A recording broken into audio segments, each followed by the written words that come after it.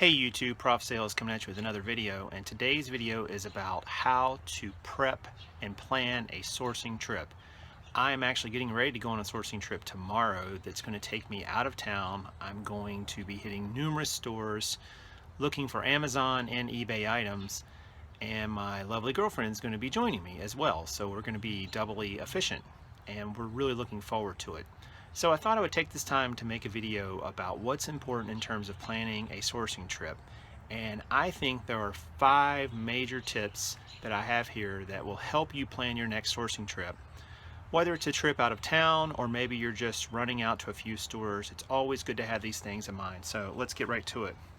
The first is to have a goal. And let me explain what I mean by this. You need to have a goal in mind in terms of, will you be sourcing a certain number of items? Maybe it's 10, maybe it's 20, maybe it's 100. Or will you be looking to spend a certain amount of money? We know in this game that if you spend a certain amount of money, you're going to get a certain amount back on average. That's your return on investment. So having a sales goal in terms of, I'm going to spend $500 and that's going to translate into $1,500 in sales, is perfectly a legitimate way to go on a sourcing trip. Or you could just say, you know, I'm going to go until I get at least 50 items. And if you get to 50 items and you're still going strong, keep going strong. So have a goal, whether it's a sourcing goal in terms of the number of items you want, or whether it's a goal in terms of how much money you want to spend. The second most important tip, I think, is to plan your route.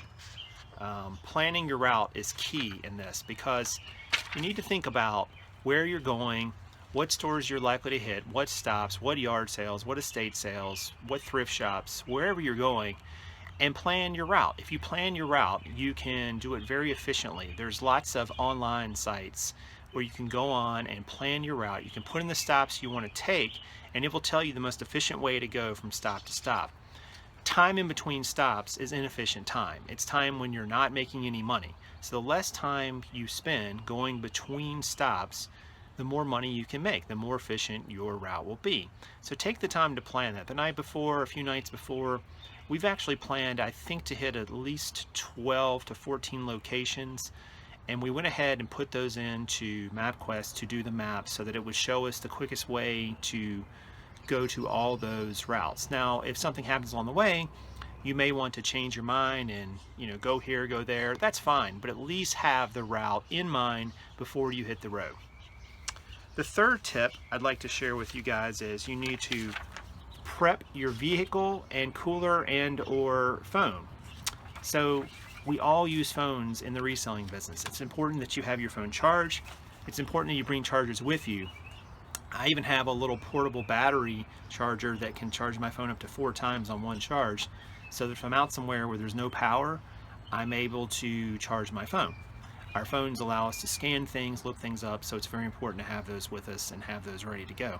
Also a cooler. If you bring a cooler, you'll be able to pack food, you'll be able to pack drink. This is going to do a few things. First of all, it's going to allow you to eat and drink a lot cheaper. I mean, eating out is expensive. Let's just face it. If you're hitting restaurants, fast food, whatever, you're spending money, and that comes out of your budget.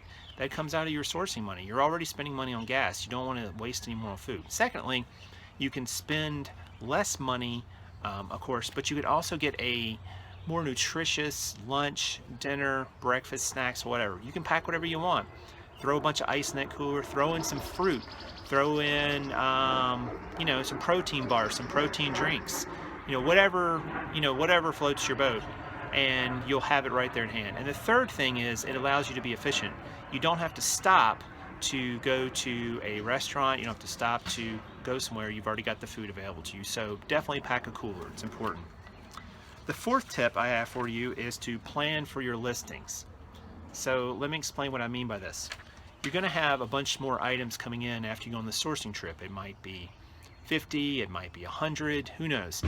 So you've got to have a plan for how you're going to get these listings going, how you're going to get these into your inventory, how you're going to take photos if they're for eBay, how are you going to prep these for Amazon FBA if that's the system you're using, merchant fulfilled.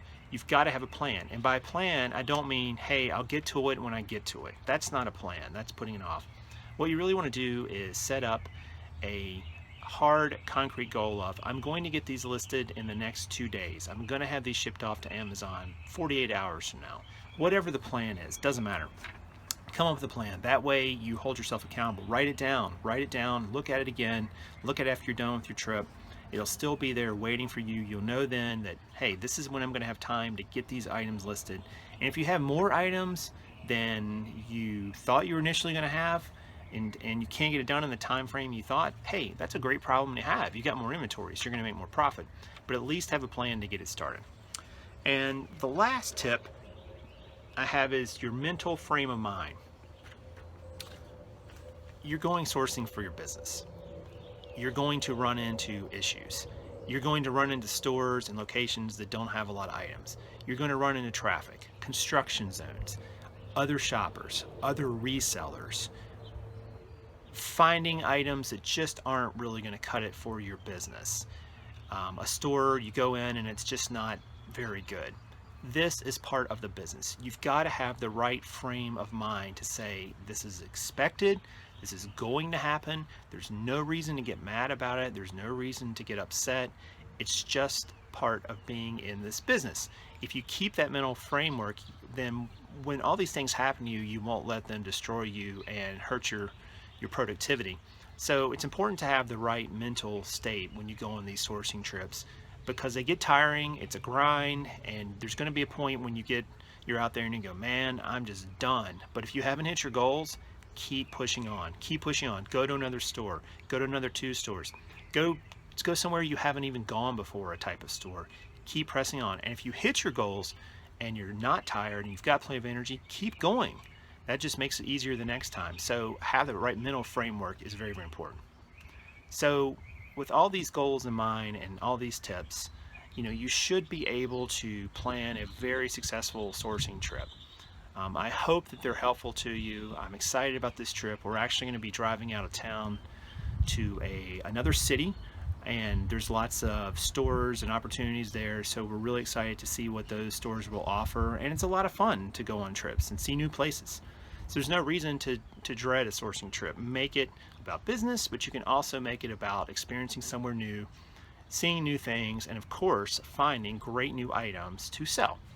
So I hope this video was helpful to you. If it was, please hit the like button down below and leave me a comment if you'd like. I'd like to hear from you, and I try to respond to every single one. Also, if you would like, you can subscribe to Prof Sales, and that way you'll be notified every time I put out a video. I hope to do another video after the sourcing trip is done, so be looking for that. And until next time, this is Prof Sales saying good sales to you.